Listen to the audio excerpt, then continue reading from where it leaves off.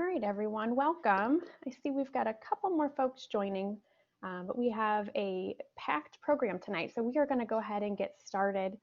Thanks so much for logging in. I know it's a very busy time of year. Everyone's preparing for back to campus and the start of the new semester. So thanks for taking the time to be here tonight. My name is Christy Walkuski. For those of you, this is your first session. Julie Robinson from the Brain Center is also here with me tonight. You'll hear a bit from her at the end of our program.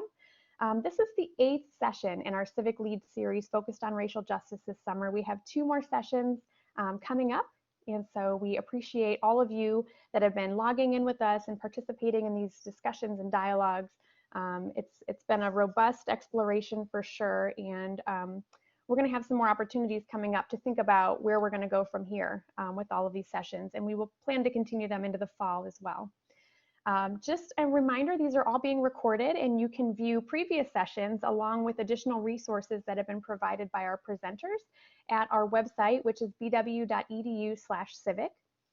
Everyone's going to remain muted for the duration of the presentation. We will have plenty of time for questions and answers.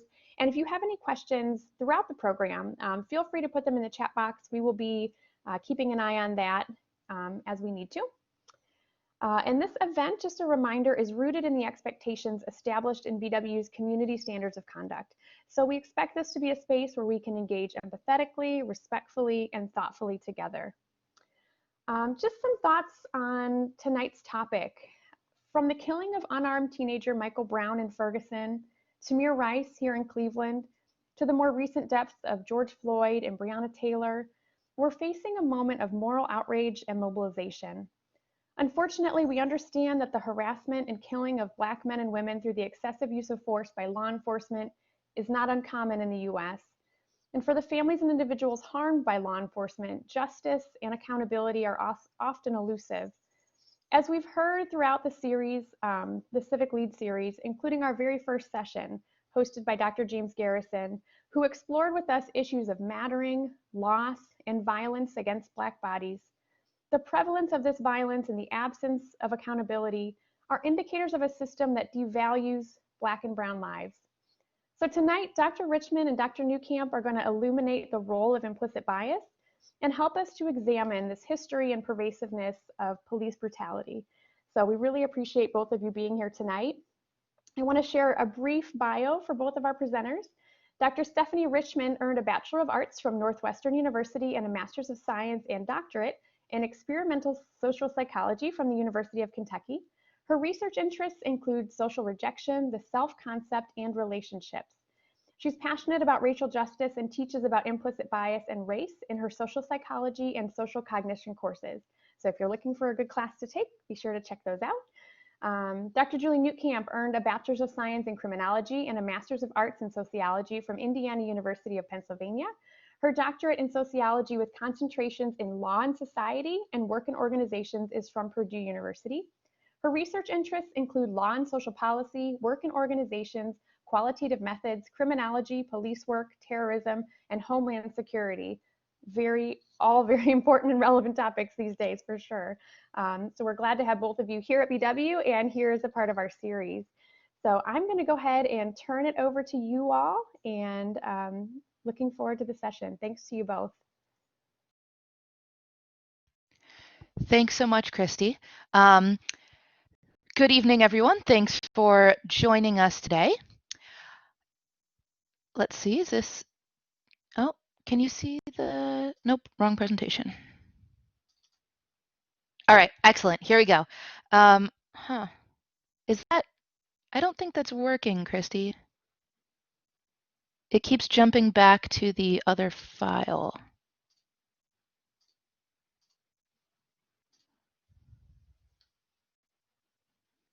All right, here we go. Hopefully it'll say this time.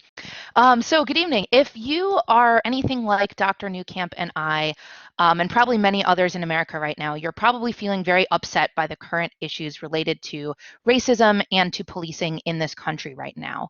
And as I sat down to write this presentation, it was really difficult because I was feeling very distracted and upset because we've seen very little progress when it comes to racial justice, and because so many people are failing to understand the rampant issues of racism that we have in this country.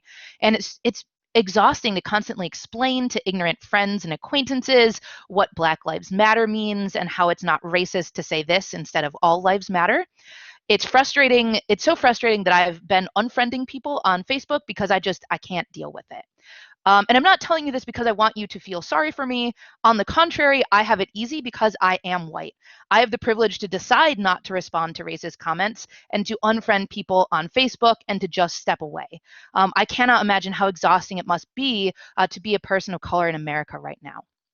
I wish I could tell you that there is a magic solution that psychology and sociology research offers, and that's what Dr. Newcamp and I were here to offer you tonight. Unfortunately, that's not the case, but what we can do is educate you on what bias is, how we can test it, how it's related to police work, and also offer some practical suggestions. And this is really a complex issue, and not because it's complex to understand that all people should be treated equally, but because some people don't even see that is the issue. So before we talk about bias, I want to talk a little bit about the brain and how we process information. We have two modes or types of thinking that have a couple different names, most commonly called conscious versus unconscious processing, also known as controlled versus automatic or implicit versus explicit. These terms all really mean essentially the same thing. So we're just going to call them conscious and unconscious here. And the way that I like to explain this is using the analogy of your mind as a fancy camera like the one pictured here. And if you are a photographer like my brother, you probably know what all of those buttons and switches and knobs do on the fancy camera. And you can probably use them all to come up with this absolutely gorgeous picture. If you're like me, though, you probably use what I like to call the point and click method. You hold up the camera at something, you turn it on auto, and you press the button. And you get a pretty good picture. I'd like to think so anyway. It's not going to be perhaps the same incredible quality as the people who know how to use the fancy camera, but it's pretty good. And that's kind of what the difference between our conscious and unconscious thinking is. Our conscious processing, it is more effortful. It's complicated, just like using this fancy camera, but it typically allows us to arrive at better results. Our unconscious processing, on the other hand, it's quick, it's easy. We don't really have to learn anything. It happens automatically, but we don't always arrive at the best possible results. So how is this related to bias? What does it mean to be biased? Let's talk about that first of all. Bias is not inherently bad. It is a natural inclination for or against an idea, an object, a group, or an individual. You can be biased towards things like your family. You like them better than other people. You can be biased against people like, say, an ex-partner. You dislike them more than other people. And these biases just occur naturally. You spend time with your family. You enjoy that. They treat you well. So you keep enjoying their company. Or, you spend time with, say, an ex and you don't enjoy that, so you spend less time with them. This isn't really problematic, right? This is just normal behavior. And bias can be that, but it can also become problematic. And that happens when our bias is directed towards a particular group of people, for example, people of color, and causes us to treat this group poorly as a result of this racial or gender or sexuality or whatever other status. So that's when bias can become bad. Now, I want to pause for a second because I think when I start talking about bias and start explaining what it means to be biased, a lot of people nod along and say, wow, that's so fascinating. I get that other people can be like that, but not me. I'm not a biased person. And I cannot stress this enough. If you have a brain, you have a bias. Everyone is biased. If you've had any kinds of experiences in your life, you've developed some kind of bias. And people are typically resistant to this because we like to think of ourselves in a very positive light, and we're taught that bias is bad. And so we have this sort of reflexive response of, oh, not me. That's not me. I can't be biased. And the problem with that is if we can't get past that sentence saying, oh no, I'm not biased, we can't actually learn what it means for us to be biased and how this affects our own or others' lives.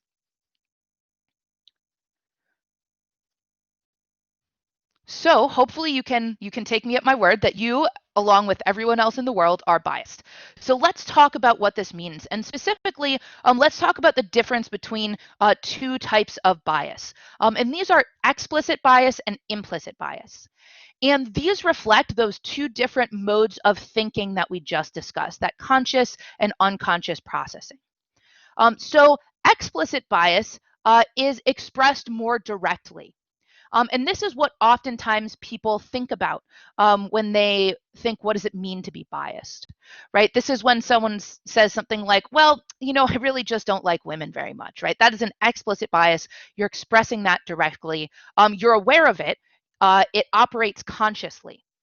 Um, Other examples, so pretty much most of what happened in the 1950s and 60s, the separate but equal, for example, movement was explicit bias, right? So signs in windows of an apartment building saying something like whites only, that's explicit bias. People are aware in this case that they are treating other people differently based on some kind of status, whether or not it's racial or otherwise.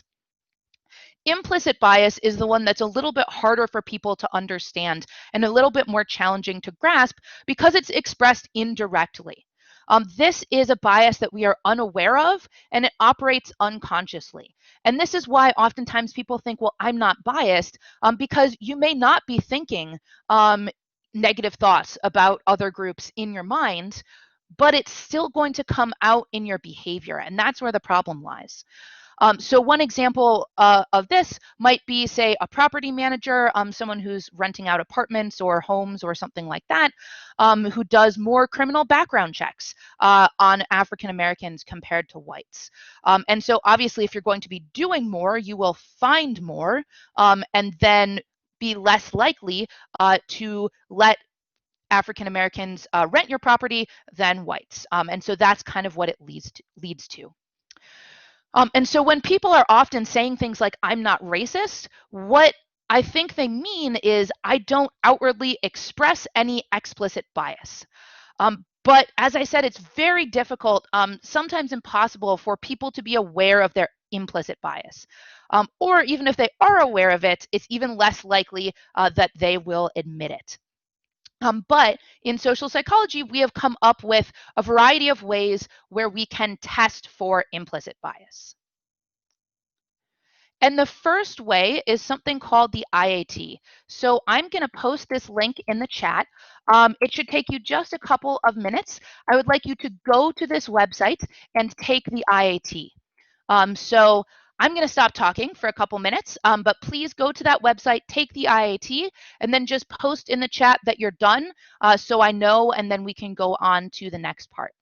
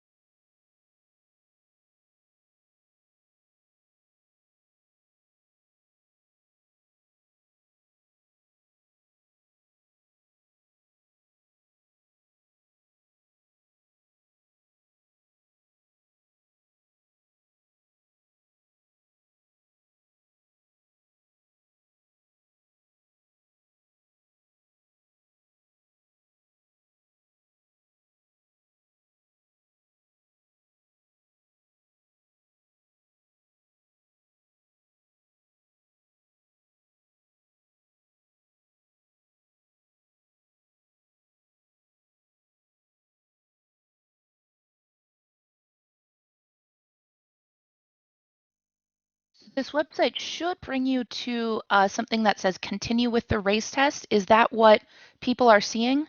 Because there shouldn't be an option of things to take here.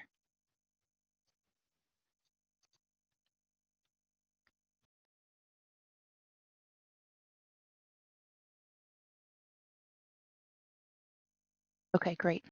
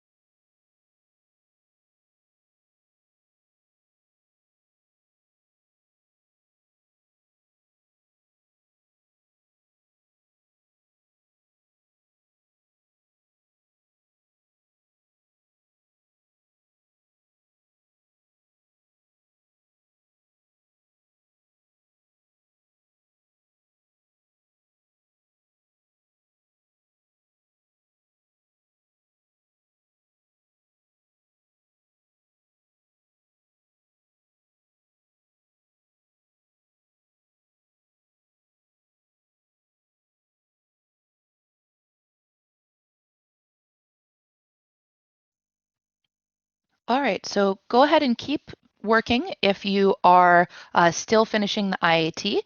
Um, What I'd like to do now is we've got about 5 minutes now, but then more time at the end of the presentation this evening to chat a little bit about your results, to open it up for questions, or if anyone is willing to share their results or how you felt about them.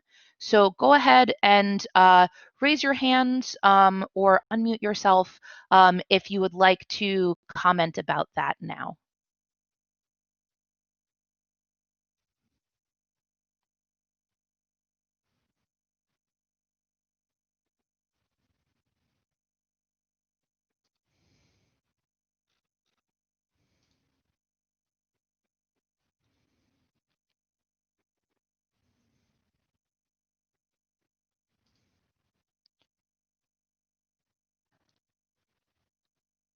All right, feel free to raise your hand as I'm talking if you think of anything else you'd like to add. Oh, yes, go ahead, I Christy. had a question. It showed Mhm. us what our results were. Can you talk about, Yes. is there a range of possibilities there? Yeah, so there is, they, I think they have like a kind of a low, a middle, and a high for bias as the range of possibilities. in terms of showing a bias towards basically whites over blacks. I think they might be able to tell you also if your bias goes in the other direction, which is relatively uncommon, but also possible.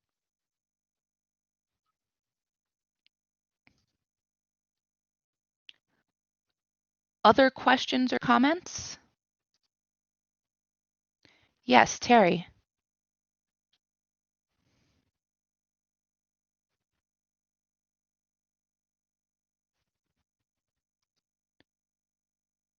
Terry, you can go ahead. Okay. Yeah. Okay, so I'm really confused because while I was taking this test, I came to a kind of loaded question screen, and it was really strange. So it gave me the E key, the left key was, it said African American or unpleasant, and the right key was European American or pleasant, and it gave me the word sweet. And I mean, it's kind of disturbing to be forced to make, a biased choice that I wouldn't necessarily have associated, with either group. I don't know. Did everyone experience that? Because that I'm not sure what that measures. When it kind of forces you to make an unpleasant choice or to associate, one negative term with one group. Yeah, so let me, I'm going to show you the next slide here, if I can get back to that, because I'm going to talk a little bit about how it's scored, and then we can kind of chat a little bit more about if that kind of helps answer your question. So let's see. Can you guys see that? I'm not showing. Is this slide showing up for anyone else? Yes. You can. Okay. For some reason I can't, but I'm glad that you can. That's most important. Okay. So what you see here is basically what you guys were just asked to do. And so what happens is they're asking you to really quickly classify words and faces. And the words are going to be pleasant or unpleasant, right? And they should be obvious in most cases. And then the other ones were classifying sort of white and black. But it sounds like, I think Donna just said, it was written as European versus African American. So yeah, I think perhaps it would have been clearer if they said white and black there.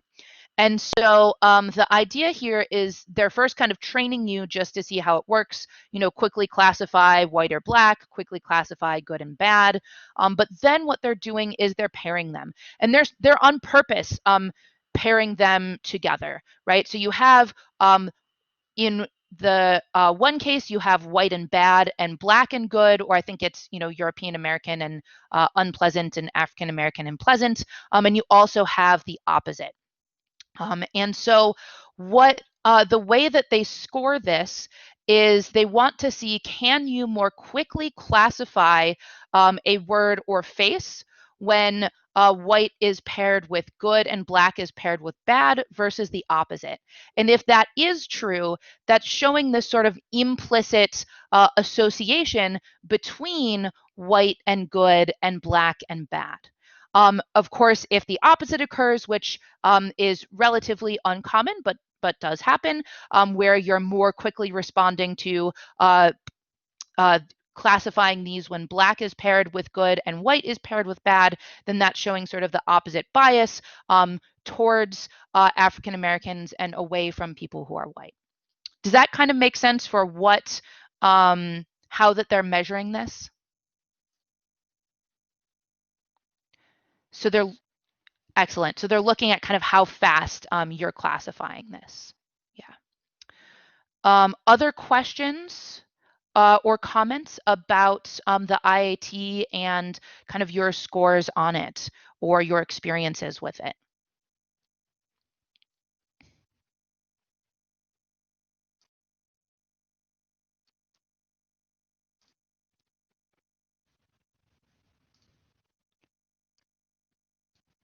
Yes, Julie.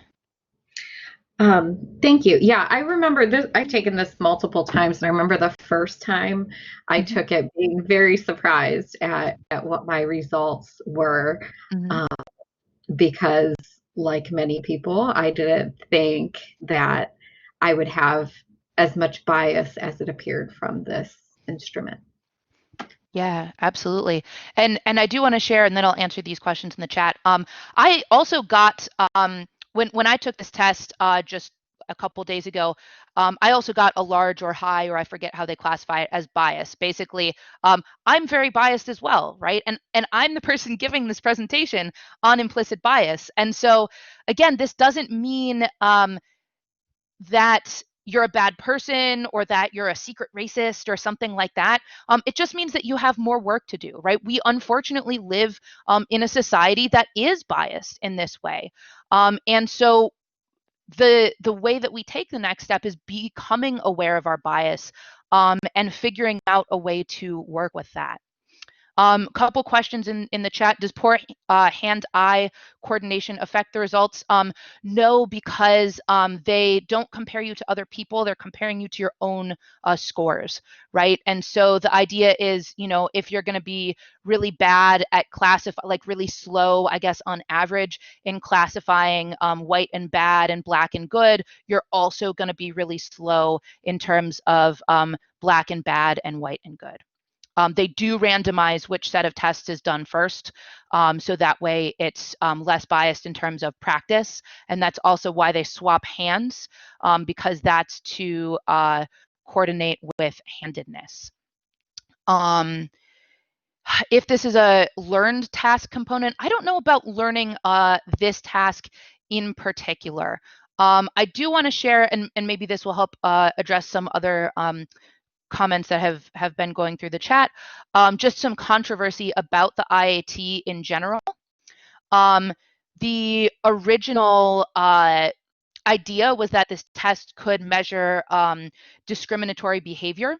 And so not just kind of your attitudes, but also how you're going to act towards people of color.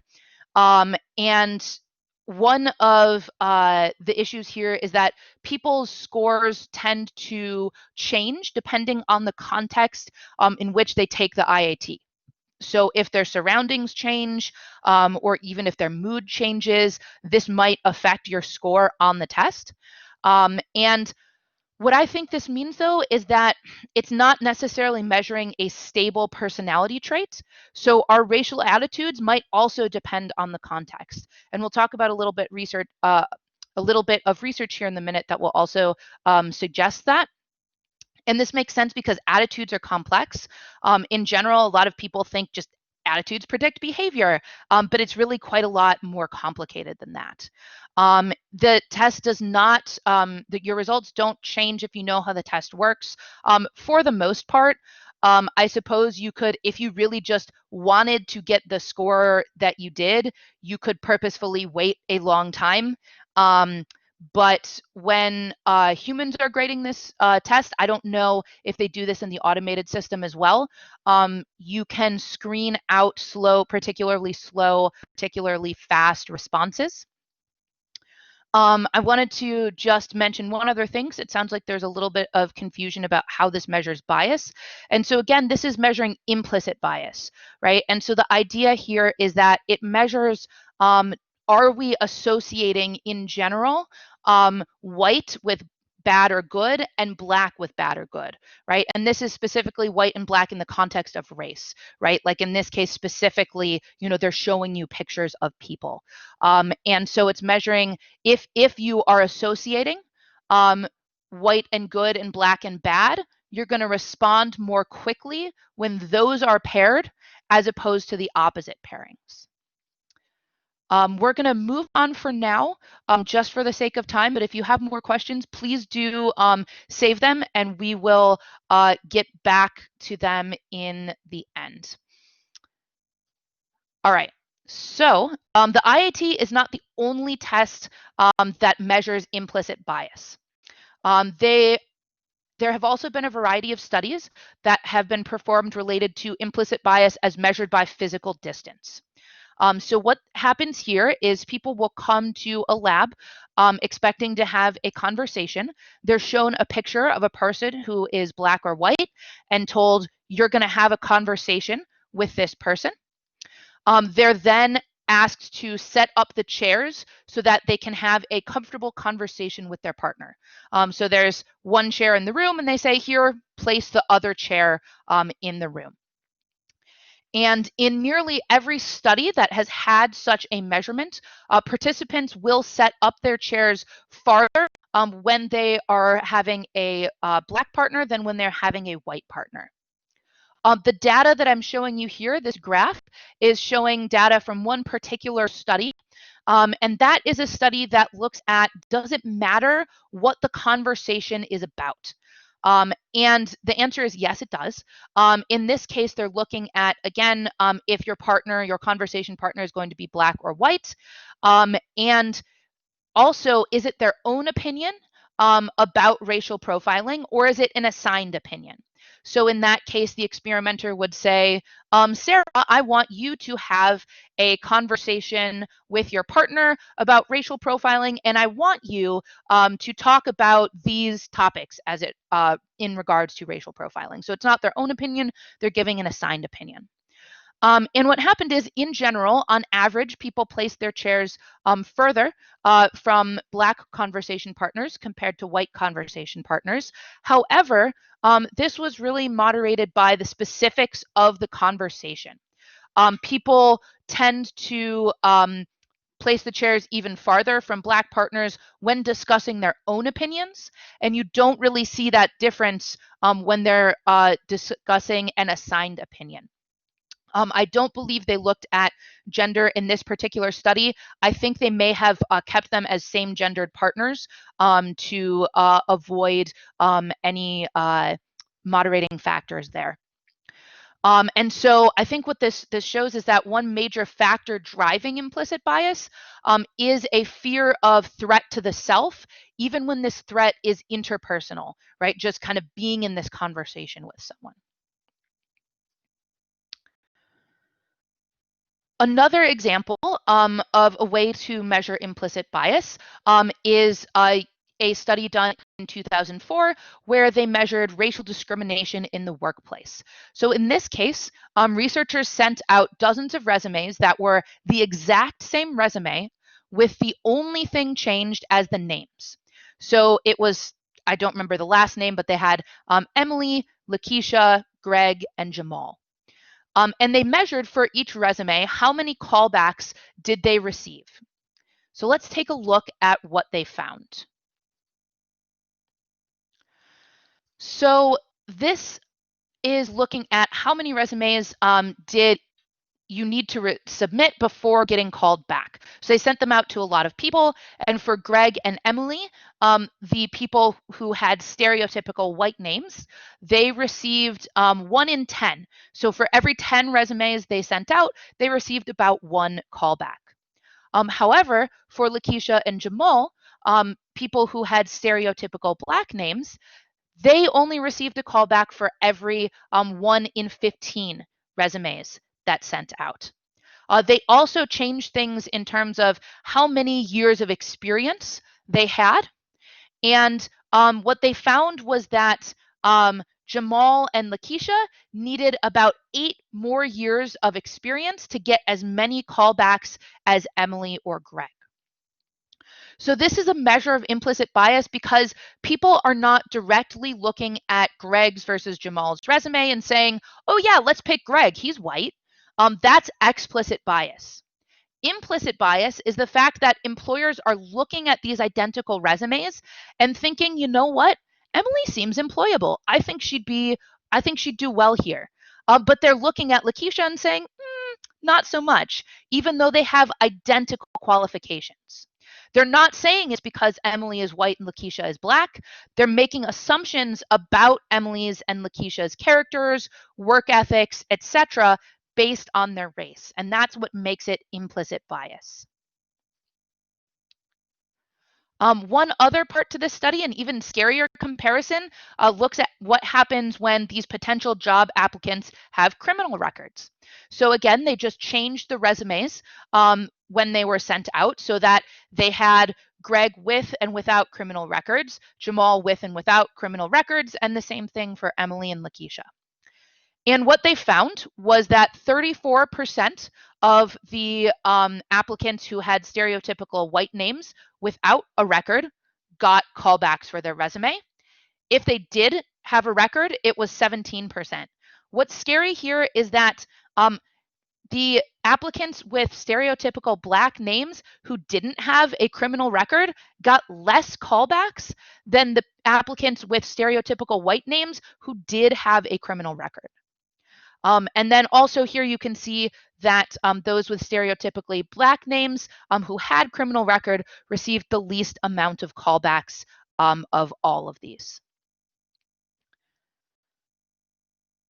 A follow-up study that was done in 2016 shows that African American and Asian job candidates who whiten their resumes, and to do this, they removed any reference to race in their job applications. So instead of saying under race African American, they just said race do not want to answer. And in that, if that was the case, if their resumes had been whitened, so it did not say their race, they were more likely to get callbacks than if they had not whitened their resume. So again, these are all examples of implicit bias because when asked, the hiring managers aren't saying that they're going to be more likely to choose a white candidate compared to candidates of other races. They would say, oh, well, you know what? Greg just seems like he's a really good guy. I think he would fit here so well. They would come up with these other reasons that suggested that one of the other candidates was better, even though based on this research, we know that it really was their race, even if the people making the decisions did not realize it. In this final study that I'm going to talk about, community members, that is, so civilians, so not members of the police, were asked to engage in a shooter bias task. And if you're not familiar with that, what that means is they're shown pictures like the 4 here of white and Black people who are holding some kind of an object. It's either a gun, or it's a approximately gun-sized and shaped object like a cell phone or a wallet. And what you have to do is, as fast as you can, say, was this a gun or not? Are you going to, sorry, not say that, but make the decision, are they going to shoot this person? And the idea here was instead of, since there were no real life consequences, they gave people incentives. And they said, all right, you'll get 10 points if you shoot a person who is holding a gun. You'll get 5 points if you don't shoot a person who is not holding a gun. And then you have penalties, you have errors. Then you'll lose points for these. So if you shoot someone without a gun, this is minus 20 points. If you don't shoot someone who does have a gun, this is minus 40 points. And so what psychologists looked at in terms of measuring implicit bias here was based on the person's race and whether or not they had a gun, what types of errors did people make? And what you can see in this data here is this is looking at the number of errors per 20 trials, the race of the person in the photo, white or Black, and the white column here is if they're unarmed, and the red column is if they are armed. And so what this is showing is that when the person was white, people made on average about 2 errors, but it didn't matter. The types of errors were the same. They made the same number of errors in shooting an unarmed person and not shooting an armed person. However, when the person in the photo was Black, they made more errors when the person was unarmed. That is, they were more likely to shoot an unarmed Black person and less likely to to not shoot an armed Black person. So this paints a pretty bleak picture of implicit bias in America today. One relevant issue, though, is, are police subject to this same implicit bias as others? And My esteemed colleague is now going to take over and tell you a little bit more about how this relates to policing. All right, thank you, Dr. Richman. So just a quick disclaimer that I'm going to give you. It's the same disclaimer that I make to my students every semester when I teach policing and society, and that's that some of this might come across as anti-cop. That is definitely not my angle or my intention here. I have worked in law enforcement. I have a great many of friends who currently work in law enforcement, and the beauty of this is that it does give me insight into the world of law enforcement. And of course, my current position now allows me to think very critically about it. And so every day I'm able to sit down and read empirical studies on policing and in law enforcement, some of which I'm going to share with you tonight. And every day I get the benefit of taking the time to think really deeply about the actions and the decisions of law enforcement entities and officials across the country, for better or for worse. So I'm going to basically ask you to do the same thing. I want you to think critically about it and not necessarily think about them being good or bad, but just like really think critically about it. And also, I want to note to you that truthfully, there are tons of things that I could cover in this session. I tried to whittle it down as much as I could, and hopefully I won't talk too fast or take too much time. But truthfully, I could fill an entire semester on this. And in fact, Dr. Richman and I did kind of throw out the idea that maybe we should do that eventually. But, you know, we could talk starting with the idea that policing has an extensive historical legacy built upon racist ideas. Slave patrols, for example. And so, of course, that historical legacy has to filter into any discussion on race and law enforcement. So keep that in mind as we go through what is more relevant to what Dr. Richman has laid out for us, and we'll examine how implicit bias plays out in policing. So tonight, I'm going to base my part of this presentation on 3 major questions, and you can see those here. How does it influence police work? So areas like use of force, police brutality, police programs and policies like stop and frisk, and things of that nature. The second question, we'll deliberate over whether implicit bias training is the answer to countering some of these ideas that we have recently seen in police-citizens interactions, particularly when we see unarmed people of color having force used against them. And lastly, the third question, because my mother always said, don't complain about something unless you're going to come up with a solution. Let's think about how we can improve in order to lessen the likelihood of the use of excessive or deadly force. So the kind of, what can we do about this? What changes can we make? Okay, it's not advancing for me. There it goes, okay. All right, so before we kind of get into too many other things, one of the first things I want to do is take a kind of detour to talk about force, because it is so relevant in terms of police behavior, implicit bias, and the kind of the relationship between those things. And so much of what we've seen in the media involves the use of force, and of course there's a focus these days on that use of force, whether it's appropriate or otherwise, on unarmed people of color. So as we've been alluding to, there are times when certain amounts of force are reasonable, and other times where force can be inappropriate or even excessive. So in American society, we recognize that there are 3 legitimate and responsive forms of force, the first of which is self-defense, which even includes the valid taking of another person's life in order to protect yourself from harm. The second is the power to control those for whom one is responsible. So, you know, we place people in the responsibility of other people, such as a prisoner in a correctional facility. And so we would assume that people that are working in those correctional facilities have some use of force to control those prisoners. And the third is the authority of police to use force as required, which is relatively unrestricted if you think about it. Now, one of the things you should note is that police work is dangerous. I know, tell me something you don't already know. But in preparing my criminal justice students who have an eye toward working in law enforcement, I do spend a lot of time talking with them about the unknown element of policing, that it's totally unpredictable, and you never know what your work shift is going to look like. And so then it's really important to have a variety of tools to deal with these unpredictable situations. And then, of course, naturally understanding the use of force is one of those tools. Of course, there are limitations to the use of certain types of force, most notably deadly force. And we're going to talk about deadly force a little bit later. We do have some restrictions on the use of force, and there are circumstances where it may be considered to be inappropriate use of force. And so we would say that that falls into 3 distinct areas. So the first is excessive force, which according to Kania and Mackey is force that is of a greater degree that is more than justified to effect a legitimate police function. So yes, we recognize that the police do need force sometimes to do their job and to deal with situations that deviate from routine.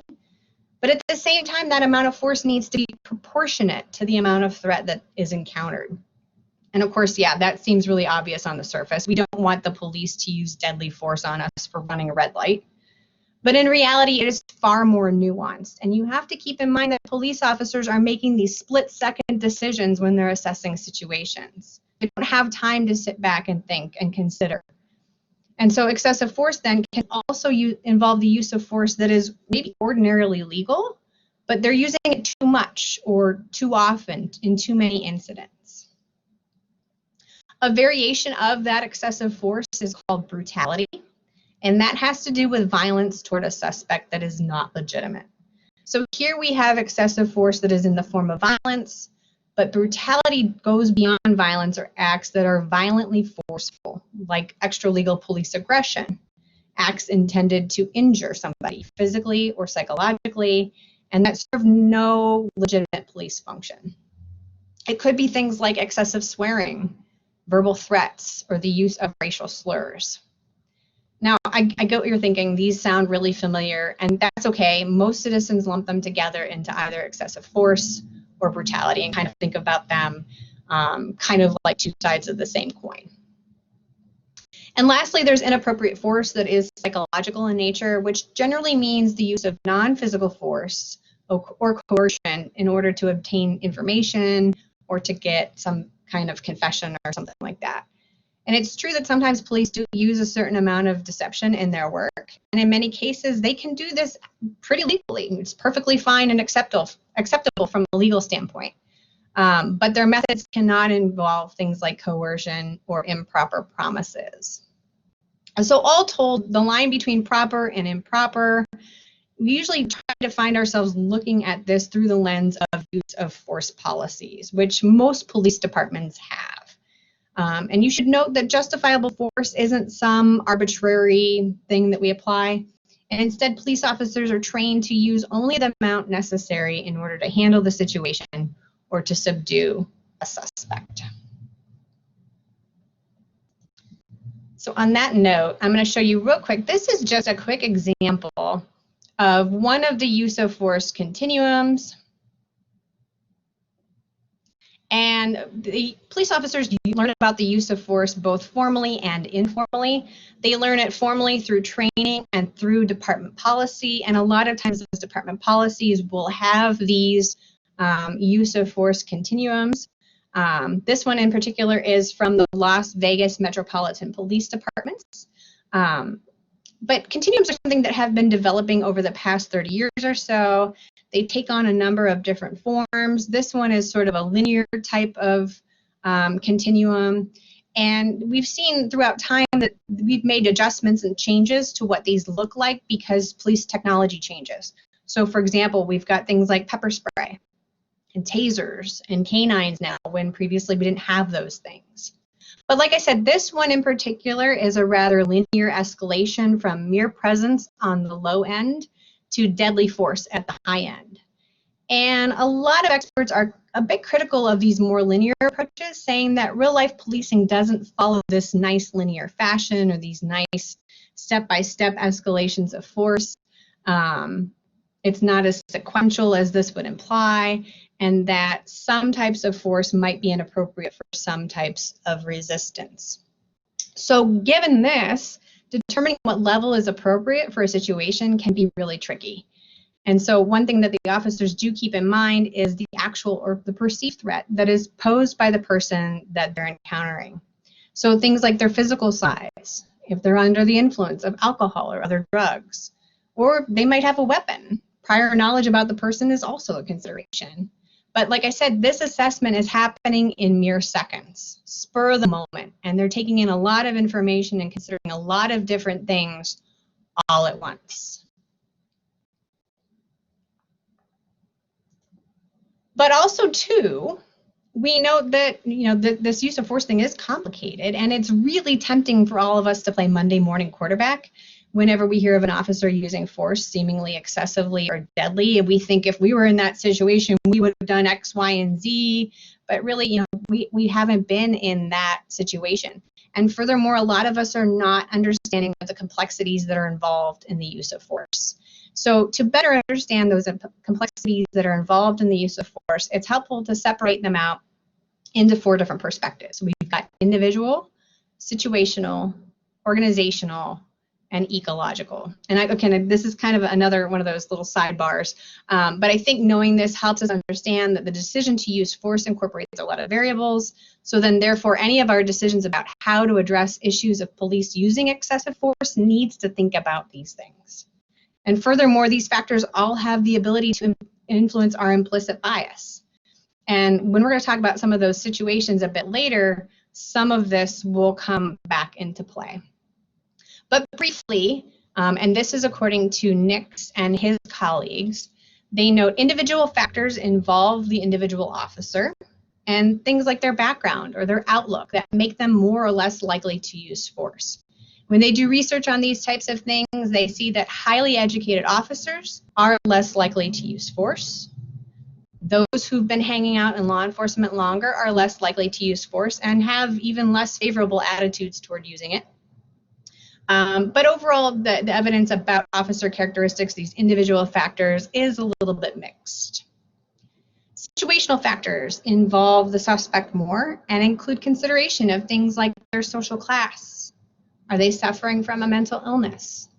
Are they under the influence? Are they being non-compliant or disrespectful or something like that? And research has shown that the police are more likely to use force against members of the lower class, those who are displaying signs of mental illness, those who are under the influence, and those who aren't compliant, and those who are otherwise disrespectful. Also, if police believe a crime has been committed, they are much more likely to use force as well. Of course, research on the gender or the race of the suspect are mixed. Some studies find that the police are more likely to use force against males and minorities, but other studies find that gender and race effects disappear when accounting for other variables like compliance. But we can definitely say that given the current events, this is probably something that should be more heavily looked into. Thirdly, the organizational factors. These involve examining agency level characteristics. So what kind of policies do they have? What are their standard operating procedures? How officers are either rewarded or punished for doing their job and things like that. And research shows that agencies that have more restrictive use of force policies tend to have fewer instances of deadly force, which of course makes sense. If agencies require a lot of paperwork after force is used, that also reduces the use of force because honestly, nobody likes filling out paperwork. And one of the biggest things here though is the violent crime rate. That's what exerts the strongest influence on whether force is used, which leads us to that 4th perspective, the ecological factors. The ecological factors are all about where the incident takes place. Now, obviously, the more dangerous the place, the more likely that it is that force will be used. Research demonstrates that neighborhoods with the highest levels of crime and those characterized by disadvantage and high homicide rates are places where police are more likely to use things like force and coercion, and they're more likely to arrest. These findings are consistent regardless of the differences in officer age, officer's experience, officer's education. That is, the individual factors don't matter as much when there are certain ecological factors present.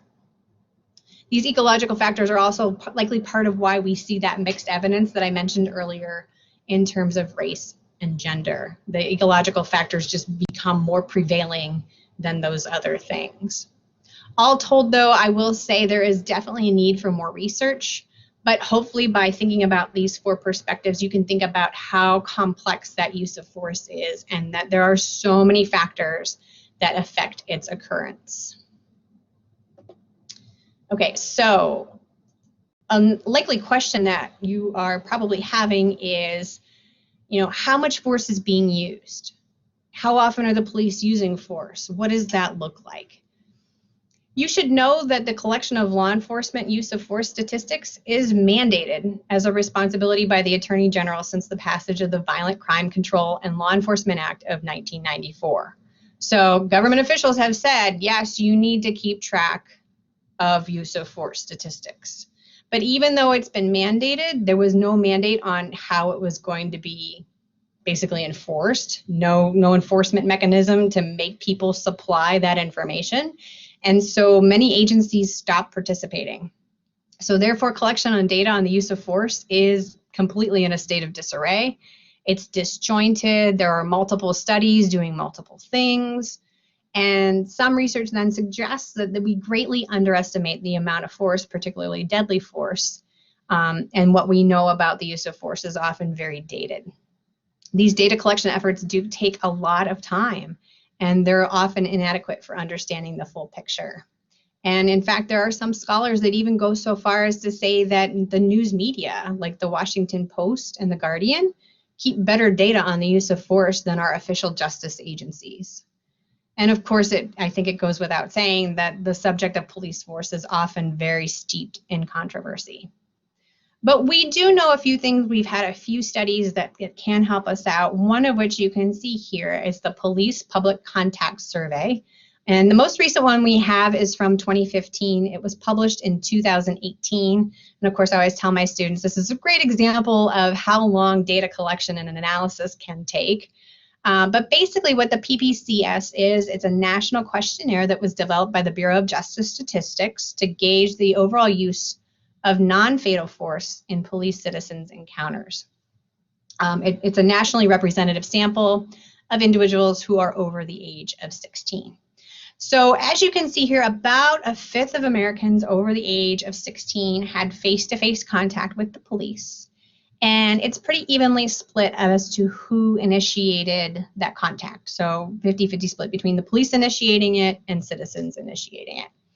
And generally the contacts that people have with the police go without incident. And they found that 81% of the people stopped by police felt that the police had behaved properly. They can also estimate that only about 2% had non-fatal force used or threatened against them. When police do initiate a contact, there are certain demographics that are much more likely to have experienced that force, namely people of color and males.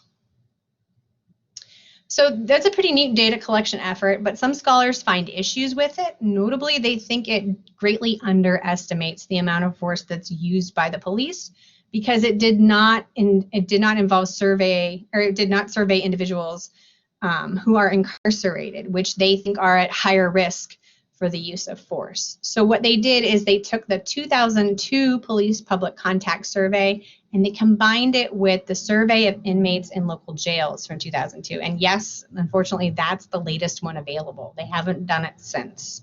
But the survey of inmates in local jails is a survey of 6,982 local jail inmates. And what they basically found is that, yes, the PPCS does underestimate the use of force by an undercount of 95,542.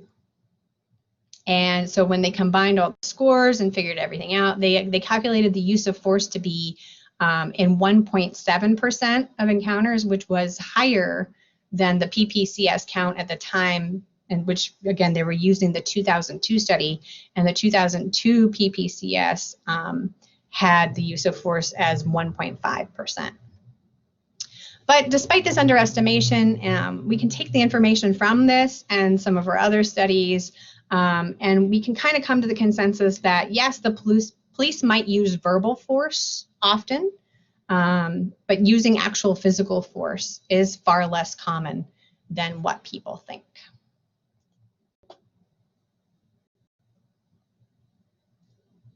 This is another study. This one is going to examine the perception of police violence against the public. So they looked at how serious of a problem do you think police violence against the public is in the United States. And as you can imagine, perceptions about how problematic police violence is varies by race, with people of color being far more likely to rate police violence against the public as being extremely or a very serious problem. So of course, as good social scientists, we look at this response and we wonder if their perceptions are justified. That is, are police officers more likely to use violence against people of color? Are they more likely to use excessive or deadly force against people of color? Well, luckily we have a few studies that give us some insights on that. We'll get to those in just a minute, but I do want to put in a quick little blurb here about deadly force and its use because it has its own unique characteristics. Okay, so deadly force, unfortunately, is another area of potential underestimation. And one thing I want to kind of mention to you that is a really important point before we go further is that deadly force is more than just civilian deaths at the hands of police, which, I mean, that's arguably the most important component of it, but it's far more encompassing than that is. And basically what we're looking at here is just force that is capable of or likely to kill. It doesn't always necessarily kill. This is important because this has the potential to blur the data. Police are using deadly force every time they fire their weapon or every time they use another form of deadly force, such as the carotid arm hold. That's like a chokehold. So, of course, our prevailing questions here have to do with the frequency of this phenomenon. And, of course, given some of the high-profile incidents, such as the killings of Michael Brown and Tamir Rice, and most recently George Floyd and others, it's natural for us to wonder if there's something to implicit bias. That is, are police officers being influenced in their decision-making by implicit bias? And of course, I think one instinctual response here is that the police use of deadly force, especially against unarmed people of color, has increased.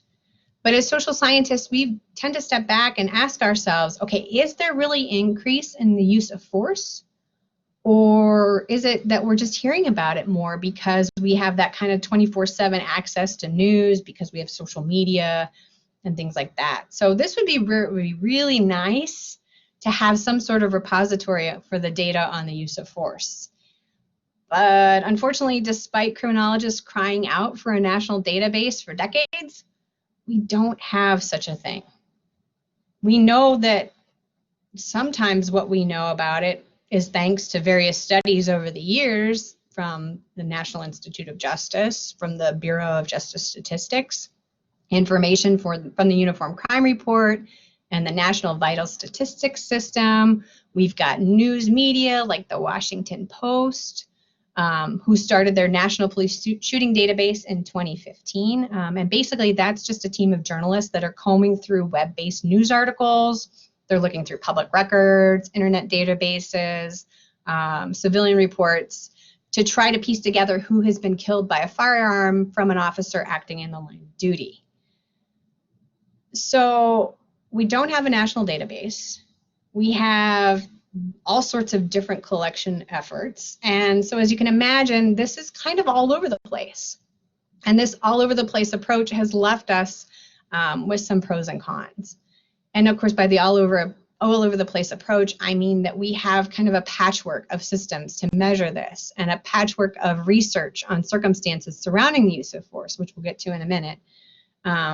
So, you know, of course, a pro is that we've got multiple entities, which means we've got multiple eyes on the phenomenon, but it also means that we don't have a unified effort with consistent measures and reporting. And yeah, measures like the Uniform Crime Report are national level reporting systems, but not every police department participates in it. And we know that the Uniform Crime Report is rife with underreporting. So basically, we're left without a clear unified picture on how often the police use deadly force, which in the current climate to me just seems rather absurd. So, okay, so kind of getting back to where we're at in all of this after my glorious little sidebar here.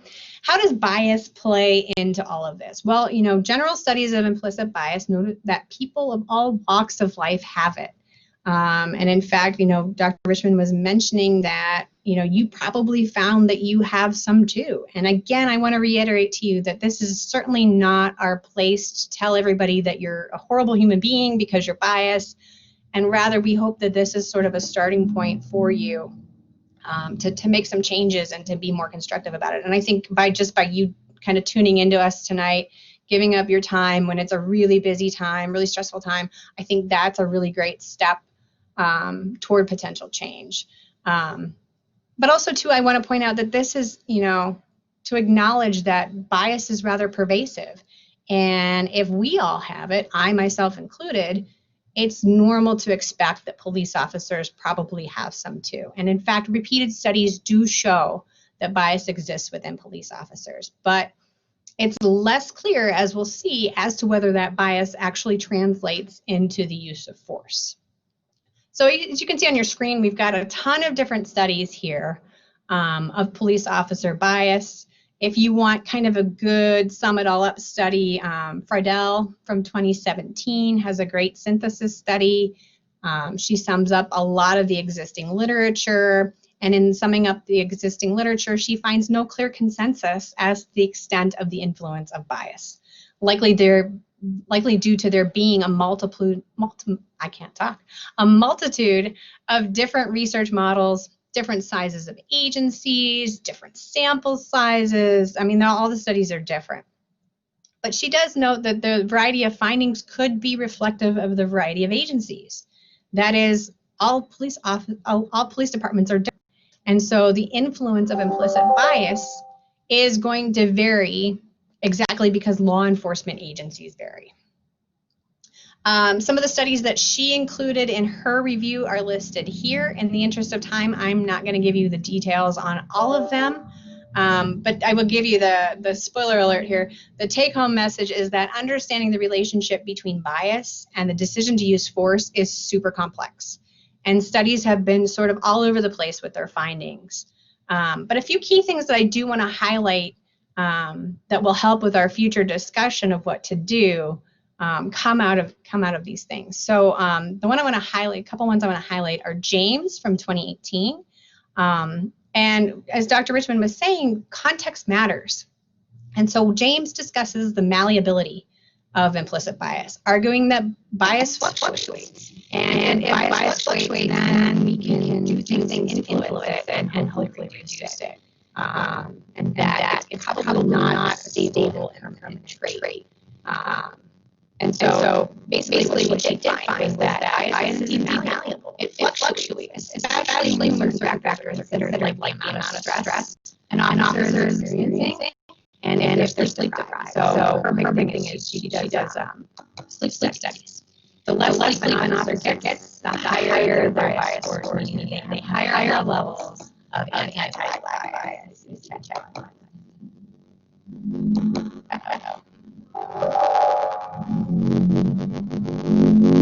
I'm not sure. What is going on? Can you hear me now? Is it better? Uh-oh. Maybe let me try to mute. Okay, I muted and unmuted. That helped. Still blurry.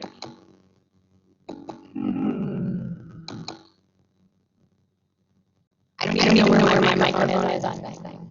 Yeah. No, I have a Dell XPS. Let me back in. Hang on.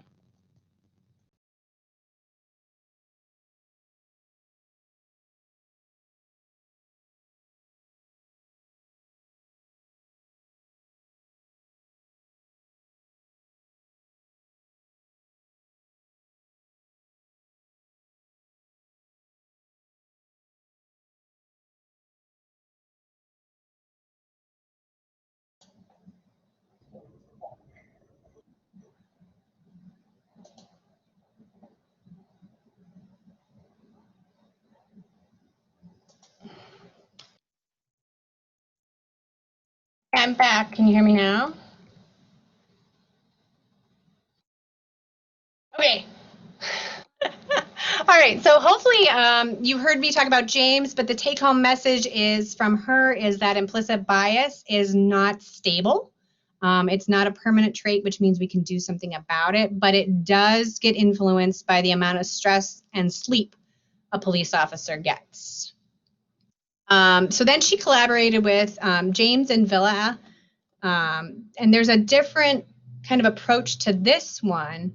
Unfortunately, when you look at the references that we use, you'll note the title of their piece is a little bit unfortunate, at least in my mind, and includes the controversial term reverse racism, which I hate.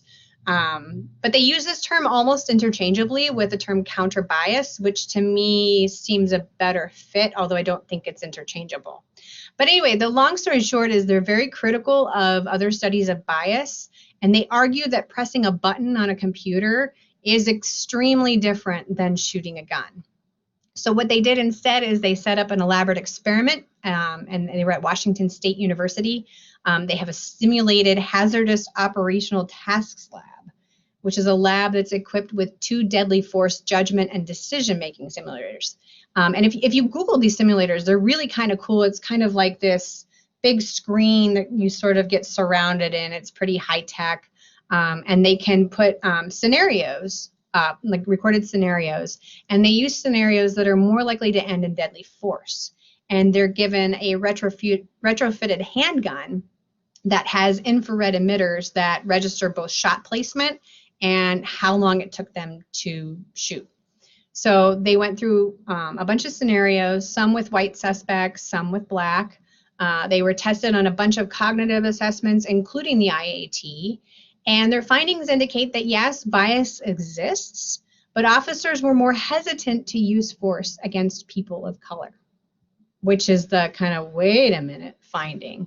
They determined this by using reaction times, and they found that indeed participants did take longer to shoot armed black suspects than armed white suspects. And they were less likely to shoot at unarmed black suspects than unarmed white suspects. So this kind of is counter to Correll's findings that Dr. Richman mentioned earlier.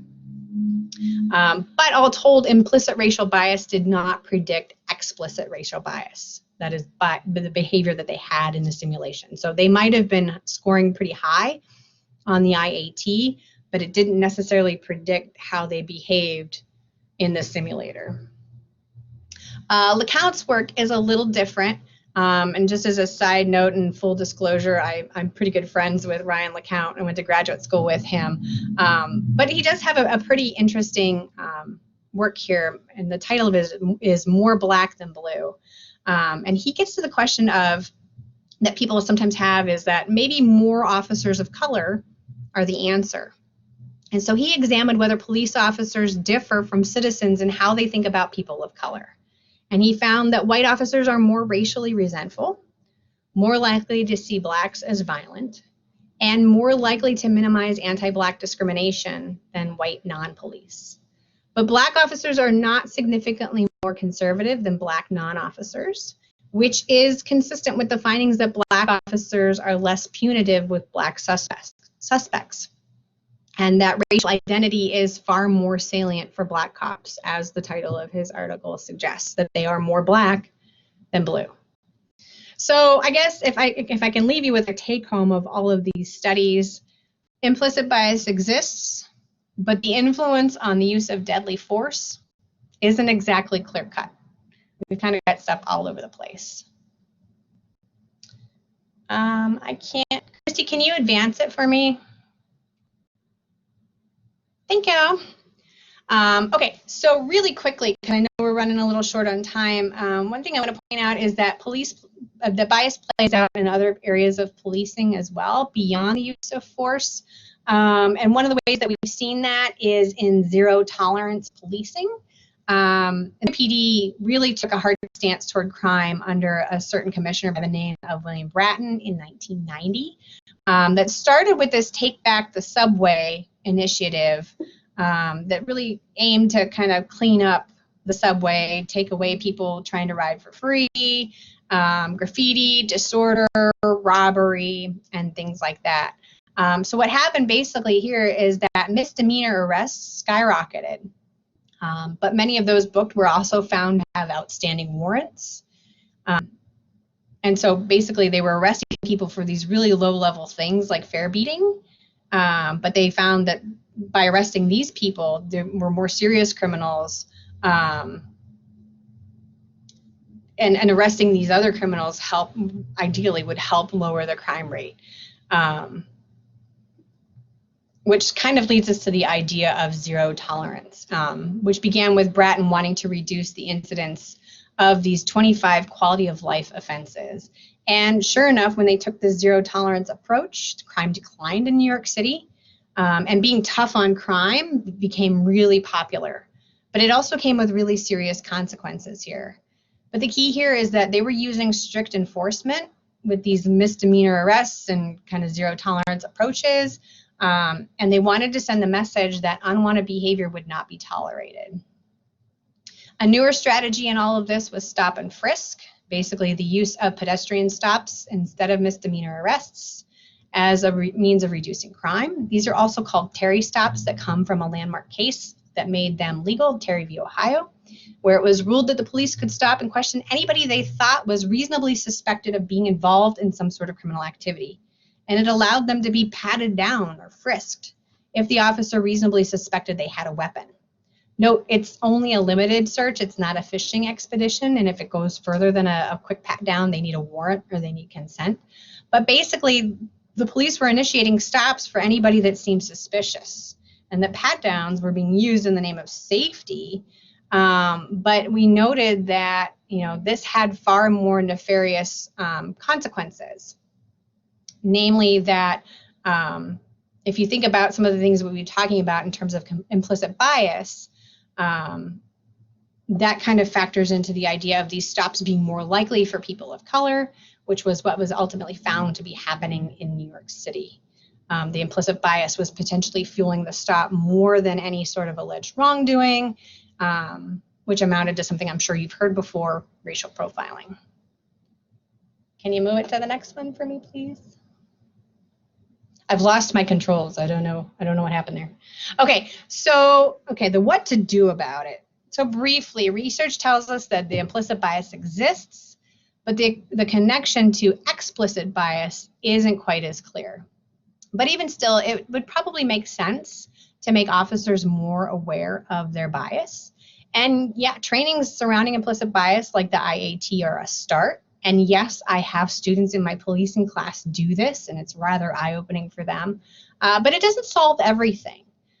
Nix and his colleagues, as well as James and her colleagues, make the argument that while police officers should be training on threat assessment and response, pressing keyboard buttons to stimulate the decision to shoot or not shoot is a far cry from actually pulling the trigger of a gun.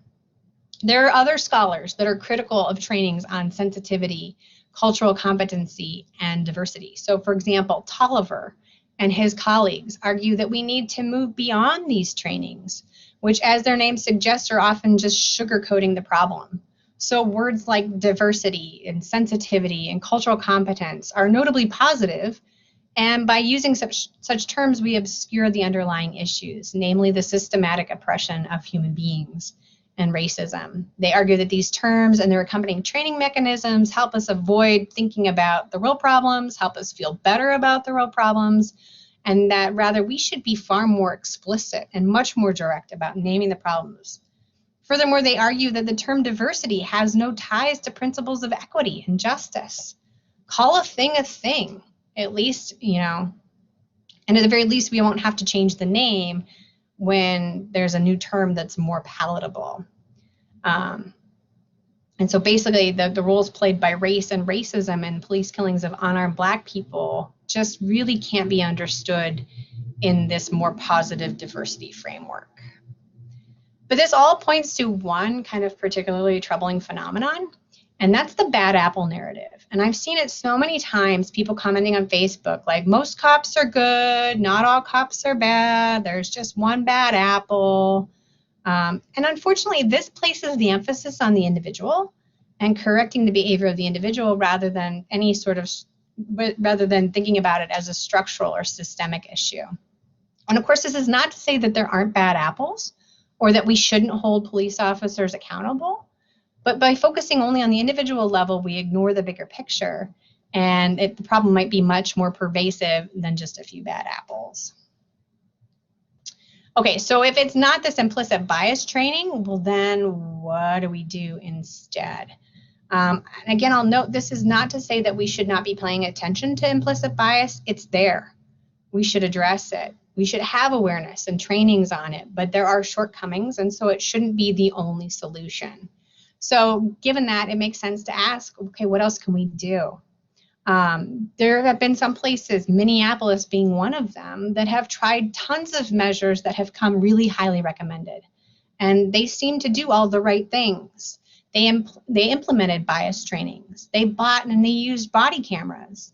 But yet the history of the department has been rife with issues. And in short, these long-touted, well-regarded reforms didn't work. But there's still consensus, though, that even though these things didn't work, we still have to do something. And we have to do something because researchers note that trust in police is the lowest it's been in about 2.5 decades. And a police department losing its legitimacy can be very catastrophic. And as we're seeing in some of the rioting and the things that we're seeing right now, that's definitely the case. So it's in our best interest to try to find some solutions. And so I think it's very likely that you've probably heard some of the more extreme sounding proposals like defund the police. In general, I find this to be sort of a misnomer. Many places that consider this approach and scholars that advocate for it are not calling for completely getting rid of police departments. So the memes you might see floating around social media about who will you call when you're getting robbed are a bit inaccurate. And of course, yeah, okay, there are fringe groups that are calling for complete abolishment, but that isn't really what scholars are recommending. Instead, they're really talking about allocation of funding. So we note that police budgets and responsibilities have swelled since the 1970s. And increases in police funding mean decreased funding for things like anti-poverty and other social welfare initiatives. And so suddenly the police find themselves responsible for addressing social problems like mental illness and homelessness. Oh, what was that? Does somebody have a question? Okay, maybe not. So they're in charge of things like homelessness and substance abuse and poverty, keeping kids safe in schools. And so what happens then is that things that weren't previously criminal incidents become criminal incidents. And I like to think of the analogy here as when all you have is a hammer, everything starts to look like a nail. So then police use tactics and resources that they have to address social problems that probably shouldn't be police matters in the first place. So the long story short then is that we take on a much more social support system and we allocate funding for treating those societal woes so that they don't become criminal events. And then the police can focus on much more serious crimes and the things they're actually better equipped to handle. So this is in line with rethinking what the police should do. And part of this rethinking and reframing means confronting the history of policing in this country. What many people don't realize is that early policing in this country revolved around slave patrols and night watch controls. Policing was done to protect the economic assets of society's elites, namely people who were slave owners. The other thing you might hear too is that Camden, New Jersey is often used as an example of the abolish the police approach. And it's true that they did disband their police force in 2012, but the path back wasn't nearly as pretty as some would make it seem. Unfortunately, it started with some doubling down on crime. It started with some of those problematic zero tolerance approaches that actually increased excessive force complaints. It was really bad initially. But then the activists stepped in and exerted a ton of pressure for reform. So these reformers that were led by the local NAACP called out the excessive force, and they called out the increase in white officers that made up the new police force.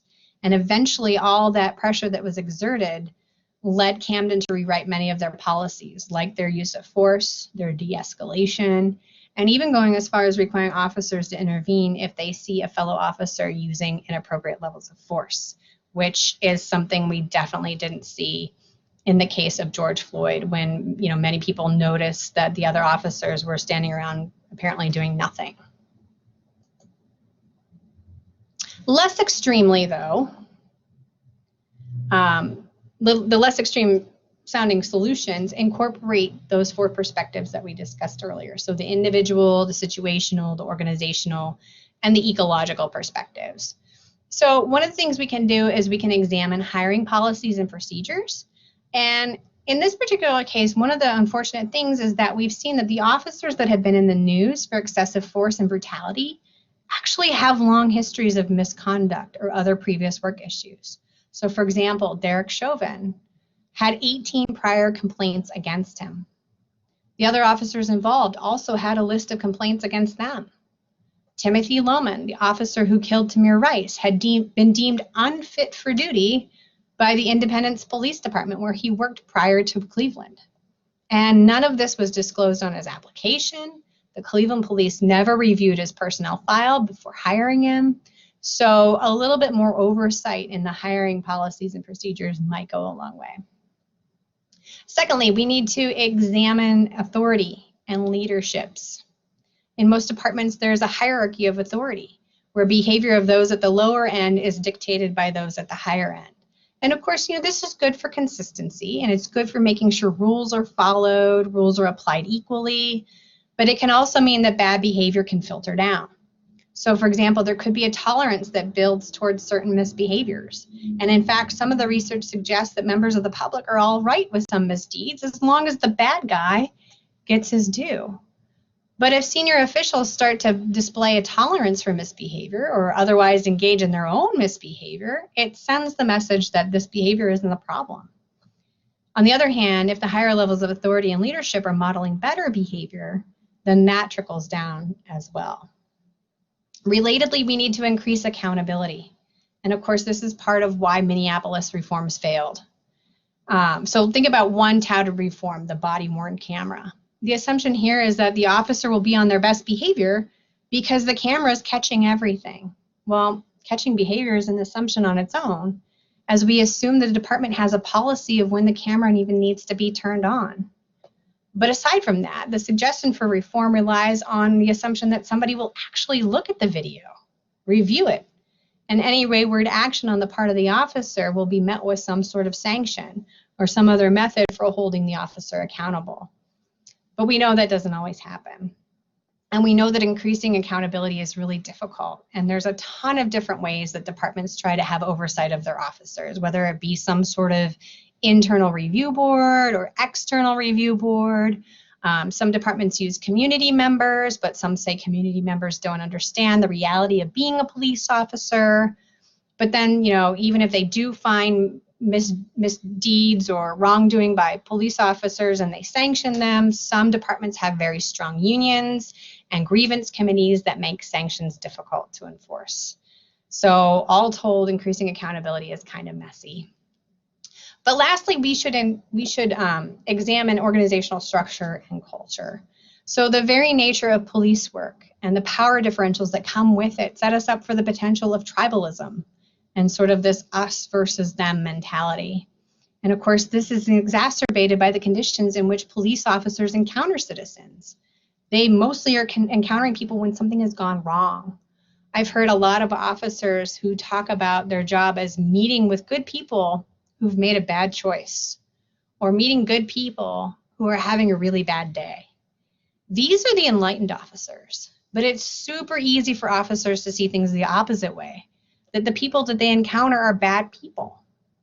So programs that come out of a more community policing philosophy and those that involve community engagements are strategies to help with that. So the idea here is basically we're setting the police up for more positive encounters with citizens. And in fact, research demonstrates that increasing positive encounters can help reduce potential stereotypes that become part of implicit bias, because then officers start to see people in much more non-criminal settings. And I will note that as far as our own community goes, the Berea Police Department has been doing a lot of this. They've had a great focus on community engagement for quite some time now. And they've been really forward-thinking in their efforts. They've been really forward-thinking with some of their policies and some of their procedures. And even recently, they've been praised for their efforts, with the Berea City Council unanimously passing a resolution of support for their programs and their trainings that promote officer accountability and community engagement. So high five to them. But as far as changing the calculus, this is all part of intergroup contact, improving interracial relationships, which is the kind of the last thing that we have here. And Dr. Richman is going to kind of finish up by talking quickly about this.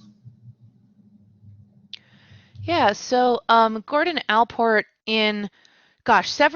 many decades ago, talked about how to improve intergroup contact.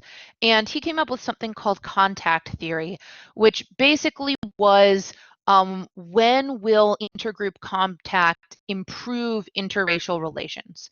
And the idea was that, in general, if you just have people, say a person who's Black and a person who's white meet, it's not always going to be positive.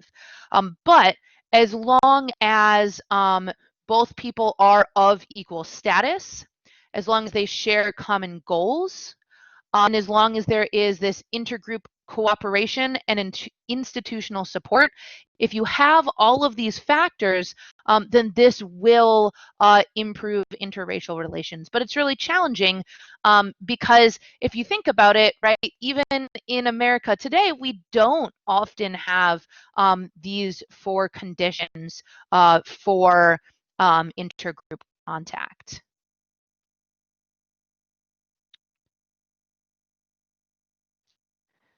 All right, so that is all we have for you this evening. Thank you so much. Here are some of our sources, and please let us know if you have any questions. You can ask us now, or here are our emails if you would like to contact us for this presentation. Here are also a list of other resources relevant to some of the things that we've talked about in our presentation today, both resources from Baldwin and Wallace itself, and also related to the IAT in particular.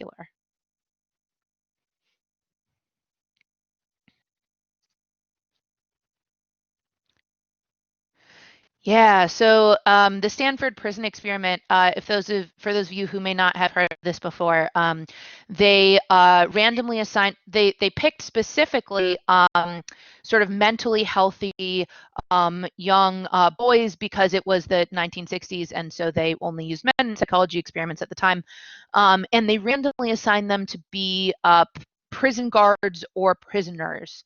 And there were a whole host of ethical issues in this experiment, but basically it was set to go for 2 weeks and it was actually canceled after 6 days because of, as Daniel mentioned, these serious abuses of power by the people who were the prison guards.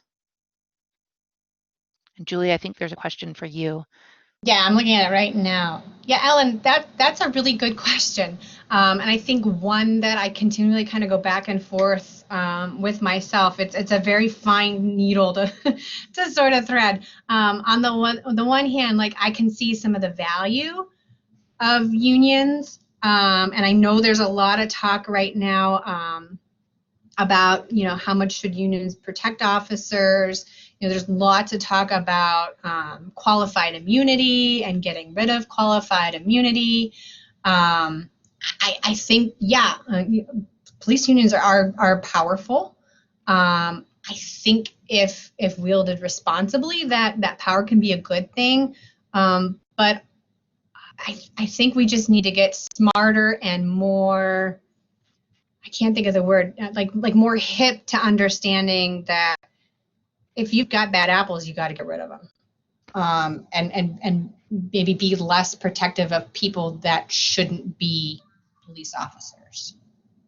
I don't know if that answers your question, but it's a double-edged sword, really. Other questions?